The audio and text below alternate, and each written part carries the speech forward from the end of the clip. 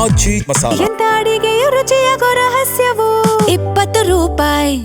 ದೆಹಲಿಯಲ್ಲಿ ಜೋರಾಯಿತು ನೀಟ್ ಹಗರಣದ ಕಿಚ್ಚು. ಸಂಸತ್ ಕಲಾಪದಲ್ಲಿ ಗದ್ದಲ ಬಳಿಕ ಹೊರಗೂ ಈಗ ಆಕ್ರೋಶ ವ್ಯಕ್ತವಾಗ್ತಾ ಇದೆ. ಸಂಸತ್ನಲ್ಲಿ ಇದಕ್ಕೆ ಸಂಬಂಧಪಟ್ಟಂತೆ ಪ್ರಸ್ತಾಪ ಆಯಿತು.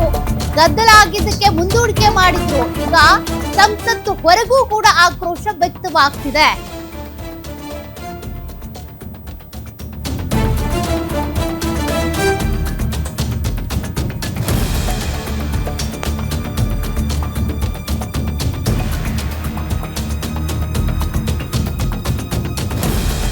ವಿಪಕ್ಷ ನಾಯಕ ರಾಹುಲ್ ಗಾಂಧಿ ಕೆಂಡಾಮಂಡಲ ಆಗಿದ್ದಾರೆ.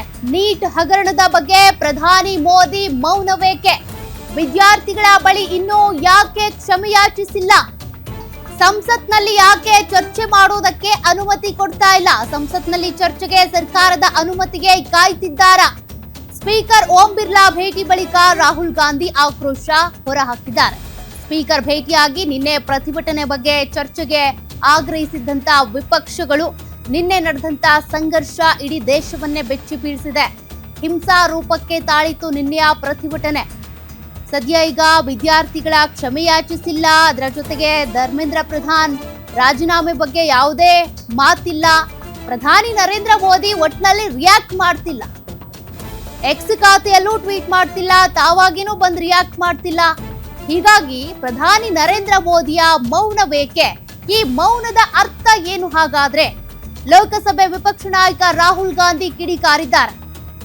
ಇನ್ನೂ ಕೂಡ ಚರ್ಚೆಗೋಸ್ಕರ ಕಾಯ್ತಿದೀವಿ ನಾವು. ಸಂಸತ್ನಲ್ಲೂ ಕೂಡ ಚರ್ಚೆಗೆ ಅವಕಾಶ ಇಲ್ಲ. ಹೊರಗಡೆ ಸ್ಟೂಡೆಂಟ್ಸ್ ಬಂದ್ ಧ್ವನಿ ಎತ್ತಿದ್ರೆ ಅವ್ರ ಧ್ವನಿ ಹತ್ತಿಕ್ಕಲಾಗ್ತಾ ಇದೆ. ಸಾಕಷ್ಟು ಚರ್ಚೆಗಳು ಈಗಾಗಲೇ ಶುರುವಾಗಿವೆ. ಹಾಗಾದ್ರೆ ಇಂದಿನ ಯೂತ್ಸ್ನ ಅಥವಾ ಯುವಕರನ್ನ ಮುಂದಿನ ಪ್ರಜೆಗಳಂತಾರಲ್ಲ, ಇದೇ ರೀತಿನ ನಡ್ಸ್ಕೊಳ್ಳೋದು ಅನ್ನುವಂತ ಪ್ರಶ್ನೆ ಎದುರಾಗ್ತಾ ಇದೆ. ಎಷ್ಟು ಜನ ಗಾಯಾಳುಗಳ ಆಸ್ಪತ್ರೆಗೆ ದಾಖಲಾಗಿದ್ದಾರೆ? ಮಹಿಳೆಯರು ಪ್ರತಿಭಟನೆಯಲ್ಲಿ ಭಾಗಿಯಾಗಿದ್ರಲ್ಲ, ಅವರಿಗೂ ಹಿಗ್ಗಾಮುಗ್ಗ ಥಳಿಸಲಾಗಿದೆ.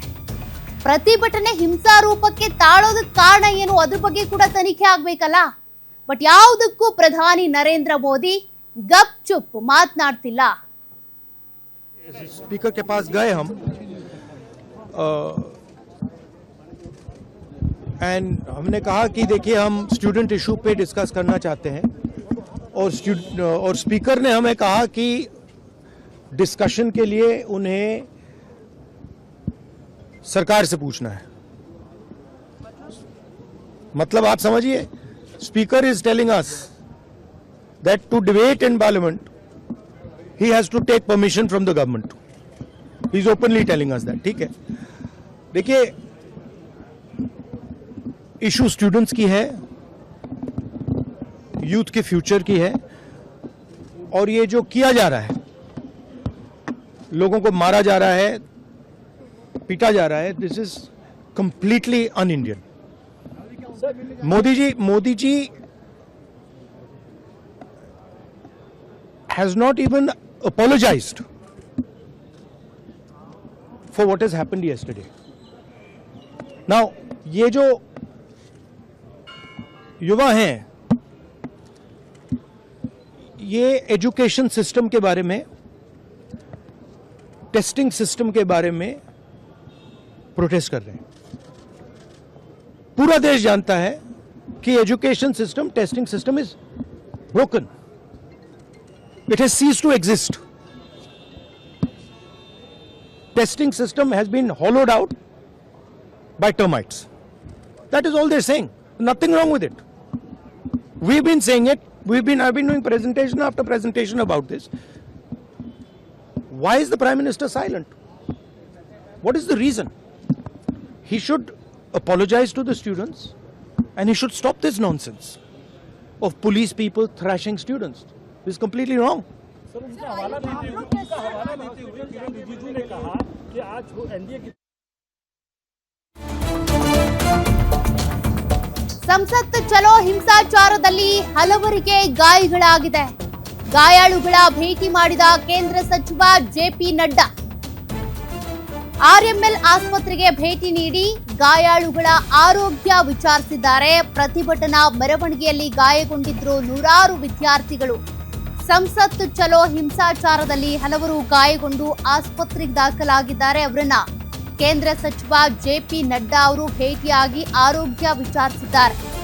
ಆರ್ಎಂಎಲ್ ಆಸ್ಪತ್ರೆಯಲ್ಲಿ ಚಿಕಿತ್ಸೆ ಪಡ್ಕೊಳ್ತಾ ಇರುವಂತಹ ಗಾಯಾಳುಗಳು ಪ್ರತಿಭಟನೆಯ ಸಂದರ್ಭದಲ್ಲಿ ಆದ ಲಾಠಿ ಚಾರ್ಜ್ ವೇಳೆ ಗಾಯಗೊಂಡಿರುವಂತಹ ವಿದ್ಯಾರ್ಥಿಗಳಿರ್ಬೋದು, ಅನೇಕ ಸಿಜೆಪಿ ಕಾರ್ಯಕರ್ತರಿರ್ಬೋದು, ಹೀಗೆ ಅನೇಕರು ಈ ಒಂದು ಪ್ರತಿಭಟನೆಯನ್ನ ಬೆಂಬಲಿಸಿ ಭಾಗಿಯಾಗಿದ್ರು.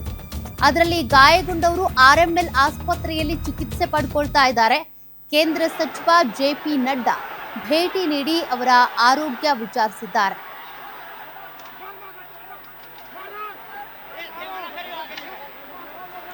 ನಿನ್ನೆ ಜಂತರ್ ಮಂತರ್ನಲ್ಲಿ ನಡೆದಂತ ಪ್ರತಿಭಟನೆಯ ಸಂದರ್ಭದಲ್ಲಿ ಎಲ್ಲ ಶಾಂತ ರೀತಿಯಲ್ಲಿ ಆಗುತ್ತೆ ಅಂತ ಅನ್ಕೊಂಡಿದ್ರು. ಆದರೆ ಆಗಿದ್ದೇ ಬೇರೆ, ಹಿಂಸಾ ರೂಪವನ್ನ ಪಡ್ಕೊಳ್ತು.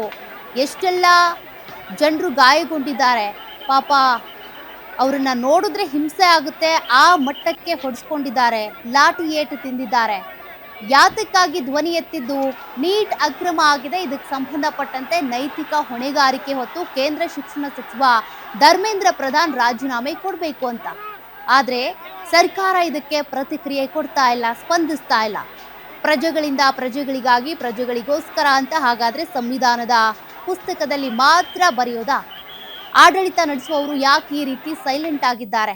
ಒಂದ್ ಕಡೆ ಪ್ರಧಾನಿ ಮೋದಿ ರಿಯಾಕ್ಟ್ ಮಾಡ್ತಿಲ್ಲ, ಮತ್ತೊಂದ್ ಕಡೆ ಜೆಪಿ ನಡ್ಡಾ ಆಸ್ಪತ್ರೆಗೆ ಭೇಟಿ ಕೊಟ್ಟಿದ್ದಾರೆ. ದೆಹಲಿ ಪೊಲೀಸರ ವಿರುದ್ಧ ಅಭಿಜಿತ್ ದೀಪ್ಗೆ ಆಕ್ರೋಶ ವ್ಯಕ್ತಪಡಿಸಿರೋದು. ದೆಹಲಿ ಪೊಲೀಸರು ಯಾಕಿಷ್ಟು ಕ್ರೂರವಾಗಿ ವರ್ತಿಸಿದ್ದಾರೆ? ವಿದ್ಯಾರ್ಥಿಗಳ ಮೇಲೆ ಅತಿಯಾದ ಬಲ ಪ್ರಯೋಗ ಮಾಡಿದ್ದಾರೆ. ವಿದ್ಯಾರ್ಥಿ ಪ್ರತಿಭಟನಾಕಾರರ ಮೇಲೆ ಹಲ್ಲೆ ಮಾಡಲಾಗಿದೆ. ಪ್ರತಿಭಟನಾಕಾರರ ವಿರುದ್ಧ ಲಾಠಿ ಪ್ರಹಾರ ನಡೆಸಿದ್ದಾರೆ. ಹುಡುಗಿಯ ಕುತ್ತಿಗೆಗೆ ಹೊಡೆದ ಪರಿಣಾಮ ಗಂಭೀರ ಗಾಯಗಳಾಗಿವೆ. ಇದೆಂತ ಕ್ರೂರತೆ, ಕ್ರೌರ್ಯ! ಇದಕ್ಕೆ ಕೇಂದ್ರ ಸರ್ಕಾರವೇ ಹೊಣೆ ಅಂತ ಕಿಡಿಕಾರಿದ್ದಾರೆ. ಸಿಜೆಪಿ ಸಂಸ್ಥಾಪಕ ಅಭಿಜಿತ್ ದೀಪ್ಗೆ ಗಂಭೀರ ಆರೋಪ ಮಾಡಿದ್ದಾರೆ. ಪೊಲೀಸರು ಹಿಗ್ಗಾಮುಗ್ಗಾ ಥಳಿಸಿರೋದಂತೂ ಕಂಡು ಬರ್ತಾ ಇದೆ, ಗೊತ್ತಾಗ್ತಾ ಇದೆ.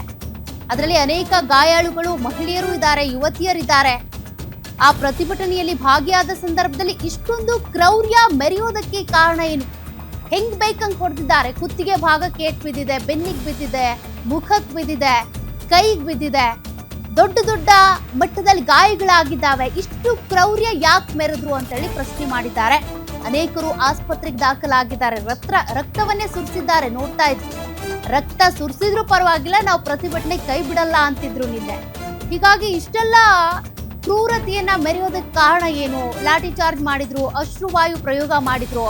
ಇಷ್ಟೆಲ್ಲ ಬಲ ಪ್ರಯೋಗ ಮಾಡುವಂತ ಒಂದಷ್ಟು ಅವಶ್ಯಕತೆ ಏನಿತ್ತು ಅಂತ ದೀಪ್ಗೆ ಪ್ರಶ್ನೆ ಮಾಡಿರೋದು. ಎಲ್ರಿಗೂ ಇದೇ ಅನುಮಾನಗಳು ಮೂಡುತ್ತೆ. ಕಣ್ಣೀರಿಟ್ರು ದೀಪ್ಗೆ. ಅಷ್ಟೇ ಅಲ್ಲ, ಕ್ಷಮೆಯಾಚಿಸಿದ್ದಾರೆ. ಪ್ರತಿಭಟನೆಯಲ್ಲಿ ಯಾರೆಲ್ಲ ಭಾಗಿಯಾಗಿದ್ರಲ್ಲ, ಯಾರು ಗಾಯಗೊಂಡಿದ್ದೀರಿ, ಅದರಲ್ಲೂ ಪ್ರಮುಖವಾಗಿ ಮಹಿಳೆಯರು, ಕ್ಷಮಿಸ್ಬಿಡಿ ನನ್ನನ್ನ ಅಂತ ಕೂಡ ಅವರು ಕೇಳ್ಕೊಂಡಿದ್ದಾರೆ.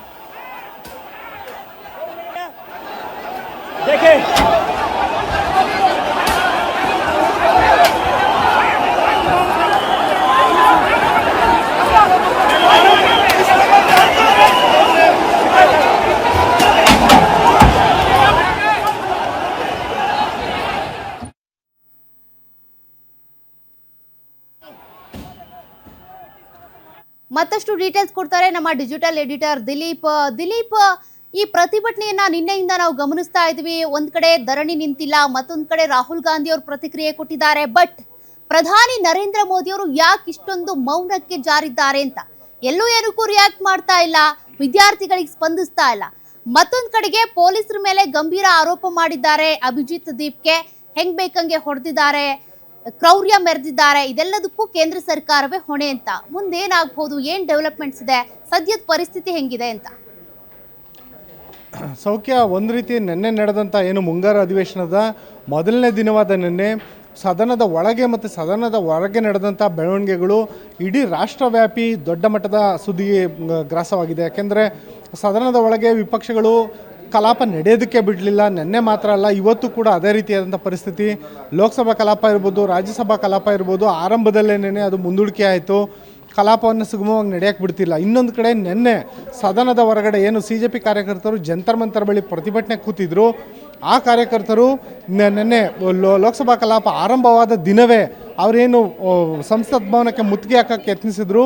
ಆ ಸಂದರ್ಭದಲ್ಲಿ ನಡೆದ ಗುದ್ದಾಟ ಏನಿದೆ ಅದು ಇವಾಗ ದೊಡ್ಡ ಮಟ್ಟದ ಚರ್ಚೆಗೆ ಗ್ರಾಸವಾಗಿದೆ ಅಂತ ಹೇಳ್ಬೋದು. ಯಾಕೆಂದರೆ ಪ್ರತಿಭಟನಾಕಾರರು ಸಂಸತ್ಗೆ ಕೇವಲ ಒಂದು ಮಾರ್ಗದಲ್ಲಿ ಮುತ್ತಿಗೆ ಹಾಕಲಿಲ್ಲ, ರೈಸಿನಾ ರೋಡಿಂದ ಹಿಡಿದು ಹಲವಾರು ಗೇಟ್ಗಳಲ್ಲಿ ಒಂದೇ ಏಕಕಾಲಕ್ಕೆ ಮುತ್ತಿಗೆ ಹಾಕಿದ್ರು.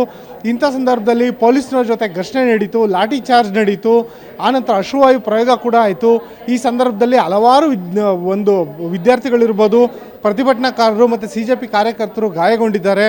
ಮತ್ತು ಈ ಒಂದು ಘಟನೆಯಲ್ಲಿ ಗಾಯಗೊಂಡವರೇನಿದ್ದಾರೆ ಎಲ್ಲರೂ ದಿಲ್ಲಿಯ ರಾಮ್ ಮನೋಹರ್ ಲೋಹಿಯಾ ಆಸ್ಪತ್ರೆಯಲ್ಲಿ ಅವರೆಲ್ಲರೂ ಚಿಕಿತ್ಸೆ ಪಡೀತಿದ್ದಾರೆ. ಅದರಲ್ಲಿ ಹೆಣ್ಮಕ್ಳು ಕೂಡ ಇದ್ದಾರೆ. ಹಾಗಾಗಿ ಹೆಣ್ಮಕ್ಳ ಮೇಲೆ ಪೊಲೀಸ್ನವರು ಈ ರೀತಿ ದೌರ್ಜನ್ಯ ಮೆರೆದಿದ್ದಾರೆ ಅನ್ನೋ ಆರೋಪ ಕೂಡ ಕೇಳಿಬರ್ತಿದೆ. ಜೊತೆಗೆ ಪ್ರತಿಭಟನಾಕಾರರ ವಾದ ಏನು, ಅವರ ಬೇಡಿಕೆಗಳೇನು, ಅದನ್ನು ಆಲಿಸೋದಕ್ಕೆ ಸರ್ಕಾರ ಸೂಕ್ತ ರೀತಿಯಲ್ಲಿ ಪ್ರಯತ್ನಿಸಲಿಲ್ಲ ಅನ್ನೋದು ಅಭಿಜಿತ್ ದೀಪ್ಕೆ ಅವರ ಆರೋಪ ಆಗಿದೆ. ಇನ್ನು ನಿನ್ನೆ ಅಷ್ಟೇ JP ನಡ್ಡಾ ಏನಿದ್ದಾರೆ ಅವರು ಈ ಒಂದು CJP ಕಾರ್ಯಕರ್ತರ ಜೊತೆಗೆ ಒಂದು ಸಭೆಯನ್ನು ನಡೆಸ್ತೀವಿ, ಅವ್ರ ಜೊತೆ ಸಂಧಾನ ಸಭೆಯನ್ನು ನಡೆಸ್ತೀವಿ ಅಂತ ಹೇಳಿದ್ರು. ಆದರೆ ಅದು ವಿಫಲ ಆಯಿತು. ಆದರೆ ಇವತ್ತು ಏನಂದ್ರೆ ರಾಮ್ ಮನೋಹರ್ ಲೋಹಿಯಾ ಆಸ್ಪತ್ರೆಯಲ್ಲಿ ಗಾಯಾಳುಗಳಿದ್ದಾರೆ, ಅವರ ಭೇಟಿಗೂ ಕೂಡ JP ನಡ್ಡಾ ಅವರು ತೆರಳಿದ್ರು. ಆವಾಗ ಕೂಡ ಅವರ ಆಕ್ರೋಶವನ್ನು ಎದುರಿಸಿದ್ದಾರೆ. ಹಾಗಾಗಿ ಸದ್ಯದ ಮಟ್ಟಿಗೆ CJP ಪ್ರತಿಭಟನೆ ಅಂತ್ಯ ಆಗೋ ಲಕ್ಷಣಗಳು ಕೂಡ ತುಂಬ ಕಮ್ಮಿದೆ ಅಂತ ಹೇಳ್ಬೋದು. ಮತ್ತು ಇನ್ನು ಕೇಂದ್ರ ಸರ್ಕಾರ ಎಲ್ಲಿವರೆಗೆ ಧರ್ಮೇಂದ್ರ ಪ್ರಧಾನ್ ಅವರ ರಾಜೀನಾಮೆಯನ್ನು ಪಡೆಯೋದಿಲ್ಲ ಅಲ್ಲಿವರೆಗೂ ಈ ಹೋರಾಟ ಸದನದ ಒಳಗೆ ಮತ್ತು ಸದನದ ಹೊರಗೆ ಎರಡೂ ಕಡೆ ಇನ್ನಷ್ಟು ತೀವ್ರಗೊಳ್ಳೋ ಎಲ್ಲ ಲಕ್ಷಣಗಳು ಕಂಡು ಬರ್ತಾ ಇದ್ದಾವೆ. ಸೌಖ್ಯ. ಓಕೆ, ಥ್ಯಾಂಕ್ ಯು ದಿಲೀಪ್ ಮಾಹಿತಿಗೆ.